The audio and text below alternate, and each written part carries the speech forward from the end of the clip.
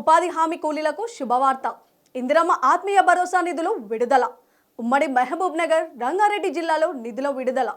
66,240 కూలీల ఖాతాల్లో 39.74 కోట్ల జమ. ఇప్పటి వరకు 83,420 కూలీల ఖాతాల్లో 50.65 కోట్ల జమ. ఇందిరమ్మ ఆత్మీయ భరోసా నిధులు విడుదల చేసింది తెలంగాణ ప్రభుత్వం.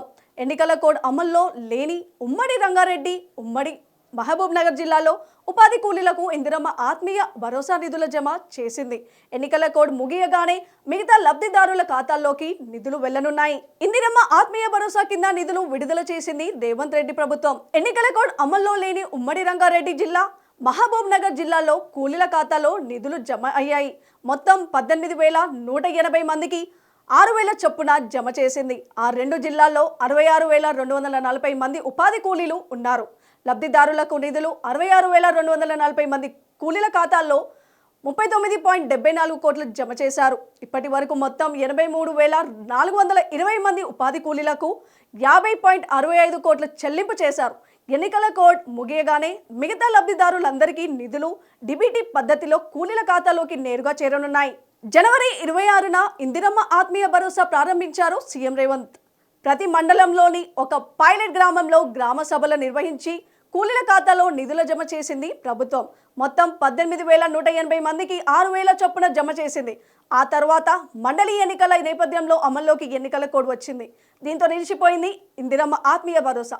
ఇక ఇందిరమ్మ ఆత్మీయ భరోసా పథకంలో భాగంగా ఇప్పటి వరకు 50.65 కోట్లు చెల్లించింది ప్రభుత్వం. రెక్కల కష్టాన్ని నమ్ముకున్న ఉపాధి కూలీలకు పెద్ద దిక్కుగా నిలుస్తుందని చెబుతోంది తెలంగాణ ప్రభుత్వం. దేశంలో మరే రాష్ట్రంలోని లేని విధంగా ఆర్థిక చేయూత కల్పిస్తూ ఇందిరమ్మ ఆత్మీయ భరోసాను ప్రవేశపెట్టింది రేవంత్ సర్కార్. ఒక సీజన్ను 6,000 రూపాయలు చొప్పున కూలీలకు భరోసా కల్పిస్తుంది ఈ ప్రభుత్వం. మరోవైపు గురువారం ఎమ్మెల్సీ ఎన్నికలు జరిగాక ఎన్నికల కోడ్ ముగియగానే లబ్ధిదారులందరికీ నిధులు చెల్లించామన్నారు CM Revanth Reddy. Deputy CM Bhatti Vikramarka ఇటీవల తెలిపారు. ఉపాధి కూలీలకు ఆర్థికంగా చేయూత అందిస్తామని కాంగ్రెస్ పార్టీ ఎన్నికల సమయంలో హామీ ఇచ్చింది. అధికారంలోకి వచ్చాక ఉపాధి కూలీలకు ఆర్థిక చేయూత కల్పిస్తూ ఇందిరమ్మ ఆత్మీయ భరోసా పథకం తీసుకొచ్చింది. దేశంలో మరే రాష్ట్రంలోని లేని విధంగా ఒక సీజన్కు 6,000 చొప్పున కూలీలకు తెలంగాణ ప్రభుత్వం భరోసా కల్పిస్తోంది. డిబిటీ పద్ధతిలో ఉపాధి కూలీల బ్యాంకులు ఖాతాల్లోకి నేరుగా నిధులను జమ చేస్తున్నారు. ఏడాదికి 12,000 చొప్పున లబ్ధిదారుల ఖాతాలో నగదు 2 సీజన్లలో జమ కానున్నాయి.